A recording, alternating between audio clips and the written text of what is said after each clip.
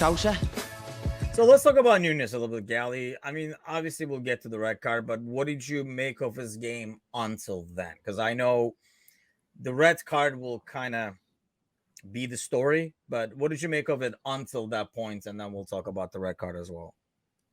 Well, I mean, he was definitely a focal point through the middle. I think he had some loose touches at times, and I thought he was a little over aggressive, and we'll get to the red card. I think his response kind of showed that he just is still showing his age, and his talent might be there to warrant an $85 million move to a top club in the world. But I think at times we might see a little bit more of this petulance and behavior from him, because I don't know that he's a finished article mentally. And I think we saw today that he has a long way to go to actually know where his role is, because the last thing that this side and his teammates needed was to not have him for the next 3 matches. And it's not even about the actual getting of the red card. It's putting yourself in a position to be shown a red card in that spot. It wasn't like it was a mistimed challenge. It was just he saw red and the miss came over and he lost it. I thought his touch was loose in the first half.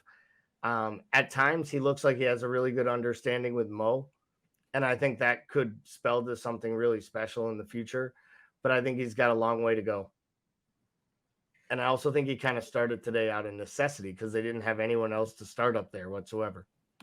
Actually, that's a good question. That's a good point, I should say, and I will make it into a question. Bickler, you think if Bobby is healthy, Bobby still starts over Nunez today and he comes off the bench? I do. That's what I was expecting, but yeah, I do. I think Bobby probably starts today.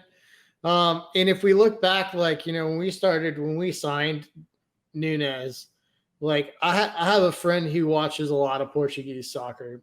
It's Portuguese, shocker.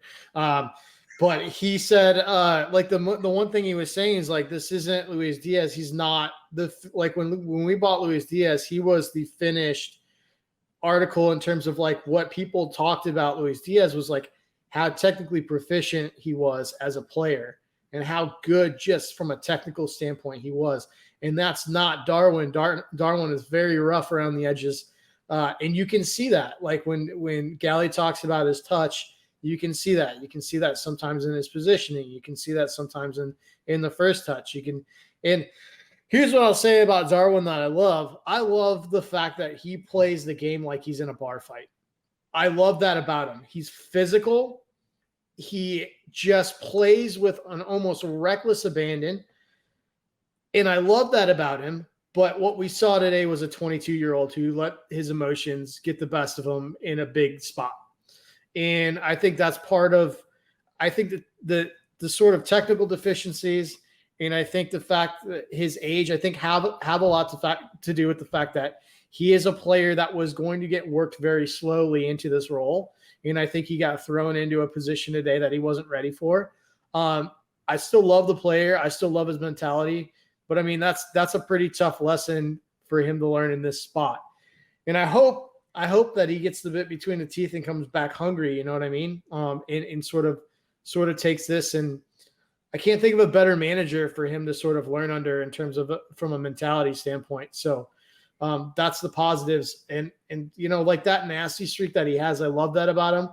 It's a straight red, no questions asked today. I mean, I think if you ask anybody objectively about that, honestly, he probably could have gotten a red for the first challenge that was missed. Yeah, exactly. I think, it's one of those where his frustration gets the better out of him. Obviously, age is a factor in that, but that's something that he has to hopefully use this to kind of get out of his game.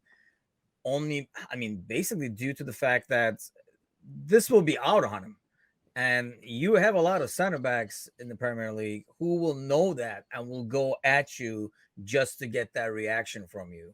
And that's probably my bigger concern. And I think, I like his play overall, like you're saying, Bickler, like the aggressive, the physical play. And actually some of the interplay he did, I would say I was slightly pleasantly surprised to see those. Like, for example, Jamie says Bobby doesn't nervous start after Fulham.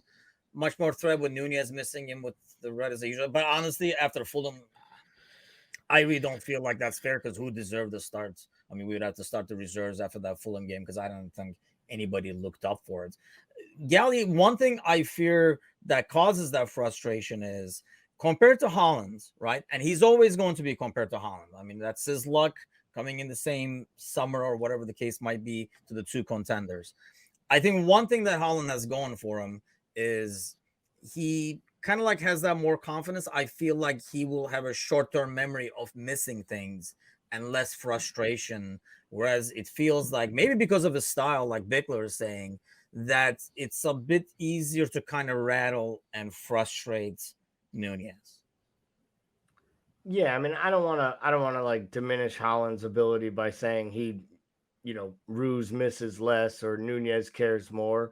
I think Nunez plays with a little bit more of his heart on his sleeve, and I think Holland's had a little bit more success at an earlier age, at a longer period of time, which maybe helps you learn a little bit how to put some of these kind of highs and lows in perspective.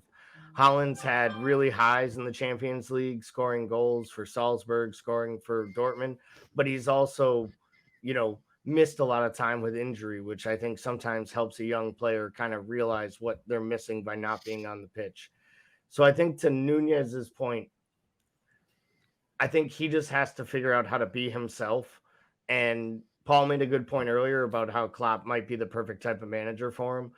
Klopp was going crazy trying to get him off the pitch when he was losing his mind, going after the referee, because Klopp knew what he did deserved that red. And he just wanted him off the pitch because he wanted to minimize his overall kind of emotion on it. And I think that was important.